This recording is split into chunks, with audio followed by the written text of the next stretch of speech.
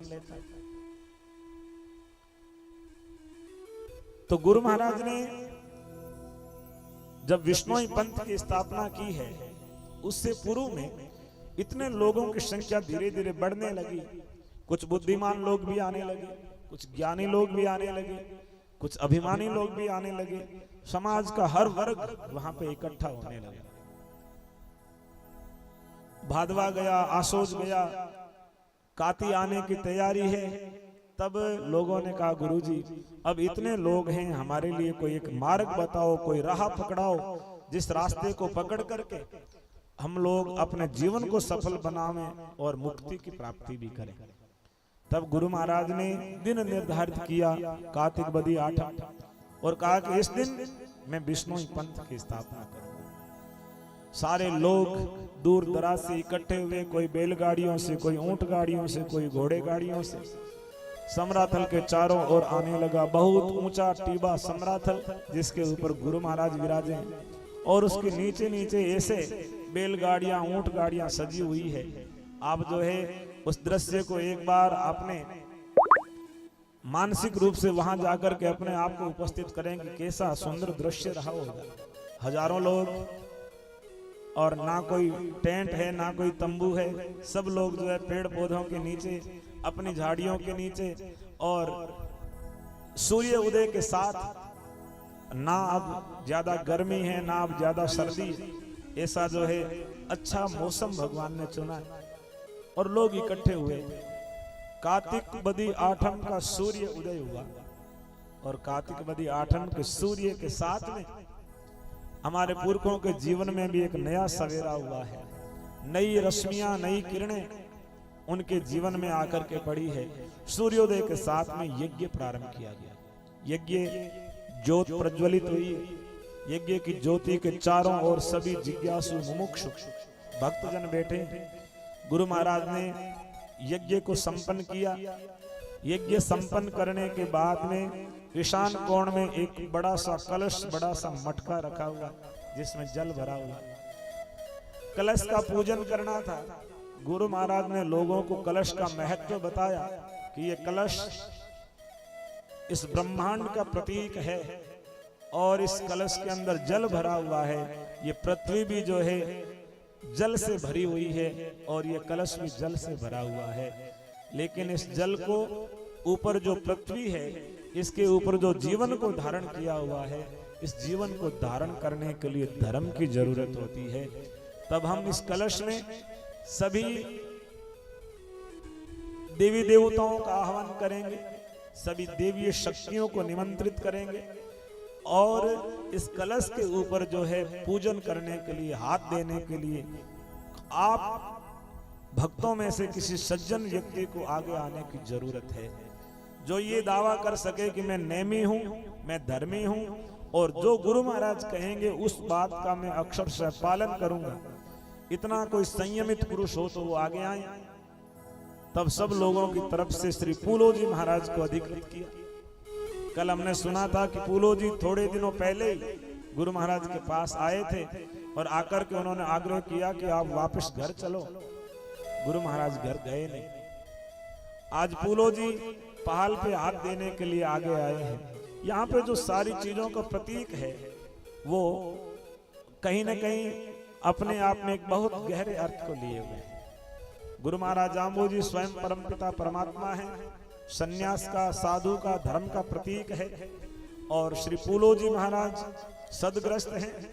एक तरफ साधु हैं, दूसरी तरफ सदग्रस्त हैं। दोनों ने पहाल बनाया है। पूलोजी ने पहाल पे हाथ दिया है, और पहाल के मटके के अंदर जल है, और हाथ के अंदर 3 चीजें रखी जाती है। तात्कालिक जो प्रचलित मुद्रा थी, जिसको तांबे का टक्का, माला और अन्न, ये 3 चीजें हाथ के अंदर है, और जल जो है मटके के अंदर है। ये चारों चीजें मिलकर के पहाल बनने की प्रक्रिया प्रारंभ हो रही है। देखो बंधुओं,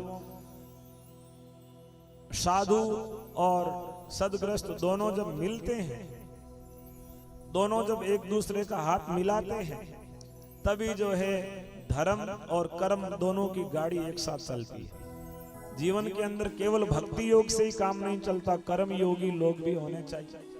जो सदग्रस्त लोग अपने खेतों में कर्म से अनाज उपजाते हैं, अपने उद्यम से, व्यापार से धन अर्जित करते हैं, उसी से धर्म के कार्य होते हैं।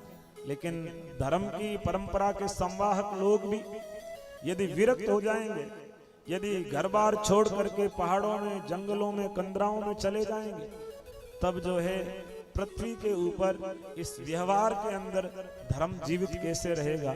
इन दोनों का आपस में मिलना जरूरी है। इसलिए गुरु महाराज सन्यास के प्रतीक हैं और फूलो जी सदग्रस्ती के प्रतीक हैं।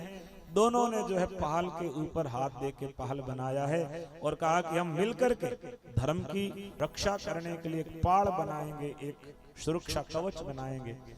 और पहाल के हथेली के अंदर जो दाना है, अनाज है, वो जीवन की सबसे बड़ी जरूरत है, आवश्यकता है। उसके बगैर जीवन चल नहीं सकता। अन्न जीवन के लिए जरूरी है। दोनों मिलेंगे तब उनकी हथेली में अन्न आएगा। साधु को भी अन्न मिलेगा, सदग्रस्ती को भी अन्न मिलेगा। सदग्रस्त केवल यदि बिना धर्म के केवल अन्न उपजाना शुरू कर देगा, तब वो जो है जीवों को भी मारेगा, जीवों को यातनाएं भी देगा।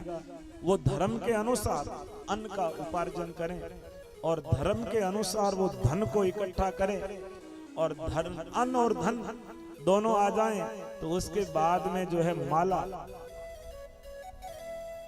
जो धर्म का प्रतीक है, इनका मिश्रण जब जीवन में हो जाता है, तब हमारा जीवन सार्थक होता है। और गुरु महाराज ने पहाल मंत्र के माध्यम से आह्वान किया कि बेटी गंगा जमुना सुरसती थरपना थापी बाले निरंजन गोरख जति 17,28,000 सद्युत प्रमाण, चारों युगों के प्रमाण की बात बताई। चारों युगों में धर्म को धारण करने के लिए मैंने अलग अलग रूपों में धर्म की स्थापना की, धर्म के लिए इस अमृत कलश की स्थापना की। और यह कलश जो कलिकाल में आया है, इसमें मैं स्वयं इसका प्रतिनिधित्व करने के लिए आया हूं, गुरु महाराज कहते हैं। और 12 करोड़ जीवों का उद्धार इस धर्म के ऊपर चलने से होगा। इसमें माटी का घाट, नीचे जो घाट बना है वो माटी का है, पाठ आधार है वो भी मिट्टी का है। उस समय धातु के इतने बर्तन नहीं थे, मिट्टी की जो है सिगड़ी बनी हुई है और मिट्टी का ही कलश है, उसके ऊपर तांबे का टक्का है, तांबे की मुद्रा है। तात्कालिक जो प्रचलन में मुद्रा चल रही थी वो तांबे की मुद्रा है। इन सबको मिला करके गुरु महाराज ने कलश का पूजन किया। और कलश का पूजन करने के उपरांत गुरु महाराज ने कहा कि अब पहाल बनाएंगे। पहाल बनाते समय पहाल के अंदर गुरु महाराज ने माला और मुद्रा दोनों अपने हाथ में ली है। धर्म को यदि बचाना है तो केवल माला से धर्म नहीं बचेगा, धर्म बचाने के लिए मुद्रा भी खर्च करनी पड़ेगी, मुद्रा भी साथ में लगानी पड़ेगी। अब लोग सोचे कि केवल जो है राम जी से ही काम चल जाएगा, धन की आवश्यकता नहीं है। दोनों चीजें मिलेगी तभी जो है बात बनेगी। और दोनों जो मुद्रा है वो माला के अनुरूप होनी चाहिए, यानी जो धन है वो धर्म से ही कमाया हुआ होना चाहिए। अधर्म से, अनीति से कमाया हुआ धन धर्म की रक्षा नहीं कर सकता। लोग सोचते हैं कि हम 2 नंबर का काम करेंगे, गलत काम करेंगे और वो पैसे धर्म में लगा देंगे तो उनसे धर्म नहीं बचेगा। उनसे फिर जो है धर्म के स्थानों पे झगड़ा होगा, लड़ाइयां होगी, आपस में जो प्रतिद्वंदिता होगी, क्योंकि वो उसी भाव के साथ में पैसा निकल करके वहां से आया। और जहाँ पे सुख शांति से, सुकून से, नीति से कमाया हुआ धन आता है, वहां पे बड़ी शांति, बड़ा जो है सौहार्द बना हुआ रहता है। क्योंकि धन भी जो है अपनी ऊर्जा को साथ में लेकर के चलता है कि कैसे नियति के साथ में, कैसे भाव के साथ इस धन को कमाया गया। और वो धन जहां जहां जाएगा वहां वहां पर वैसी ही ऊर्जा को निर्मित करेगा। तो मुद्रा और माला दोनों गुरु महाराज ने जल के अंदर घुमाते हुए अपने मंत्रोच्चार किया है। और मंत्रोच्चार करने के बाद में गुरु महाराज ने सभी देवीय शक्तियों को उस कलश के अंदर प्रतिष्ठित किया। पहाल बनकर के तैयार हो गया। नाम रखा पाहल। पाहल यानी जिसको पीने से सब चीजें हल हो जाएं, समाधान हो जाए, वो है पाहल। और सीधी भाषा में पाड़ भी कह देते हैं। पाड़ का मतलब, पाहल मंत्र की एक उक्ति है कि नेम तड़ाई नेम जड़ नेम के जिम में पाल, यानी नियम की तलाई हो, नियम का जल हो, तब उसी नियम के जिम में ये पाहल रहता है। यानी अपने धर्म को रक्षित करने के लिए एक जो पाल बनाई गई है उसी का नाम पाहल है। गुरु महाराज ने हाथ में जल दे करके, चड़ू दे करके इस बात का संकल्प दिलाया कि आप 29 नियम रखोगे तो आपको मैं चड़ू दूंगा। लोगों ने कहा हम रखेंगे। तब भगवान ने हाथ में जल दे करके इस संकल्प को दोहराया और लोगों ने इस संकल्प को अपने जीवन में धारण किया और उस पहाल के माध्यम से उनको ये शक्ति प्राप्त हुई है।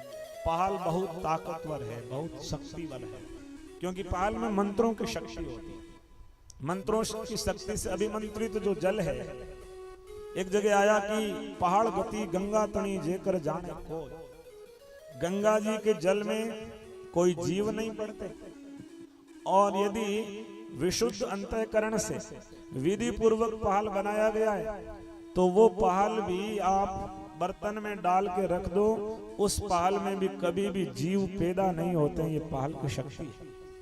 उस जल के अंदर इतनी शक्ति आ जाती है।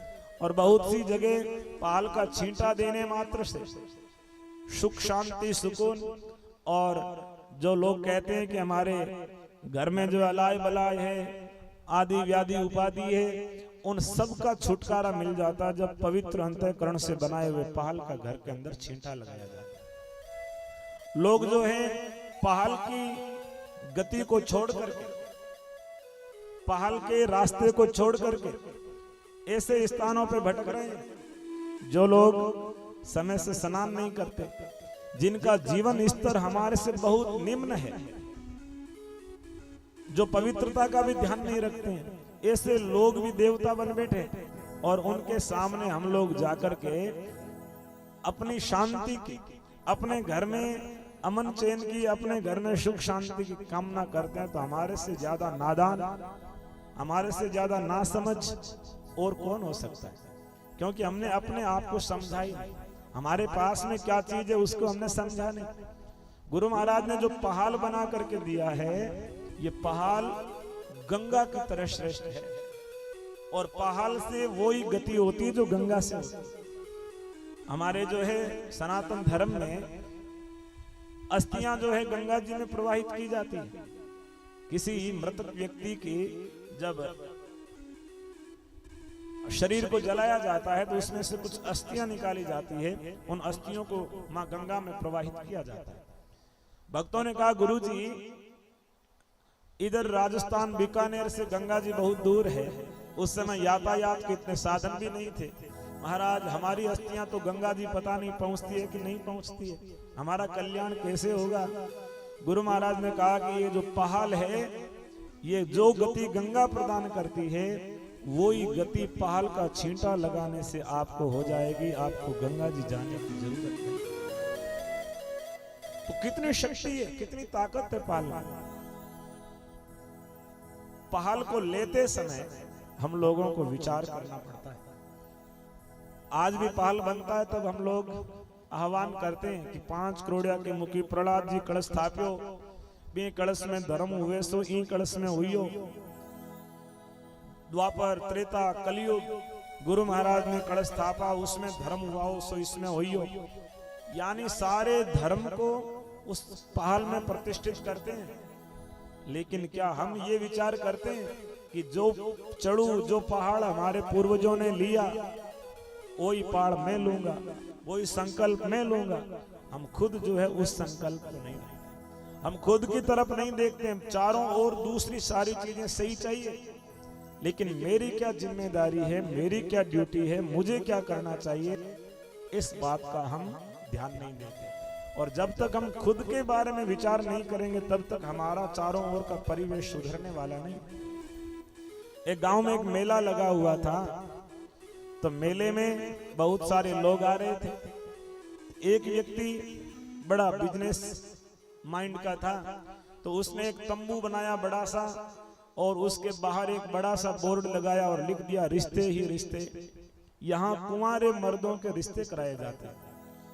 फिर तो कहने ही क्या थे, सबसे ज्यादा भीड़ जो है उसी तंबू के बाहर लग गई। लोग जो है बूढ़े बूढ़े 40-40, 50-50 साल के वहां पर आवेदन भर रहे हैं। उसने आवेदन की शुल्क रखा हुआ है कि इतना शुल्क भरो और रिश्ता देखने के लिए जो है हॉल के अंदर प्रवेश करो। एक व्यक्ति जिसकी उम्र 50 के लगभग रही होगी, उसने सोचा कि क्या हर्ज है यदि इस उम्र में भी शादी हो जाए। वो अंदर प्रवेश कर गया। अंदर गया तो वहां जाते ही 2 दरवाजे सामने मिले। 2 दरवाजे मिले तो एक के ऊपर लिखा हुआ था कि सुंदर पत्नी, दूसरे के ऊपर लिखा हुआ था ठीक ठाक। उसने सोचा कि इतना लंबा इंतजार किया तो अब तो सुंदर पत्नी ही मिलनी चाहिए। तो वो सुंदर वाले दरवाजे में प्रवेश कर गया। आगे गया तो फिर 2 दरवाजे आए, सेवा करने वाली पत्नी और सेवा कराने वाली पत्नी। उसने सोचा कि भला इस उम्र में भी सेवा करूंगा तो फिर करवाऊंगा सेवा कब? सेवा करने वाली पत्नी उस रास्ते में चुना। आगे गए तो फिर 2 दरवाजे आ गए। एक दरवाजे पे लिखा हुआ था गीत सुनाने वाली पत्नी, एक पे लिखा हुआ था गालियां सुनाने वाली पत्नी। उसने सोचा अब मैं गालियां क्यों सुनूंगा, गीत ही सुनूंगा।